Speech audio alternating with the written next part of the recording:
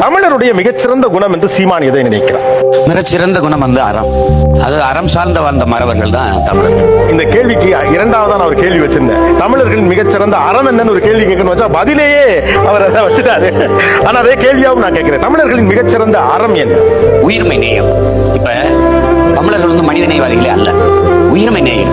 இப்ப நீ வந்து புறப்பொருள் என்பால்மானை பாடுத்து நீ ஏதோ கடையில் வள்ளல்கள் பாரி ஓரி பே காரி பே நாய் நெல்லி அதிகமா இல்ல, இது வேணா நல்ல வள்ளல் தான். ஆனா சிறந்த வள்ளல் யாருன்னா பாரி பேகனையும் தான் சொல்லுது. ஏன்னு கேட்கிறாங்க. வந்து ஒருத்தர் கேட்டு கொடுக்கறது கொடை தான், ஆனா கேட்கும் போது அவன் தன்மானத்தை இழந்து விடுகிறான். அதனால அது சிறந்த கொடையா இருக்க முடியாது. கேட்காம கொடுக்கறதும் கொடை தான், ஆனால் அதை விட ஆக சிறந்த ஒரு கொடை இருக்குது. அது எதுன்னு கேட்டா கேட்கும் திறனற்ற உயிர்களுக்கு கொடுப்பதுங்கிறான். உயிர்மை நேயம் தான். இல்லைன்னா காக்கை குருவி எங்கள் சாதினில் கடலும் மலையும் எங்கள் கூட்டம், நோக்க நோக்க களியாட்டம் நோக்கும் திசையெல்லாம் யாமன்றி வேறில்லைன்னு பாரதி பாடியிருக்க மாட்டான். பகுத்துண்டு பல் உறவுகள் வம்புன்னு தானே எங்க மூதாதை வல்லுவ பெருமானார் பாடியிருக்கணும்.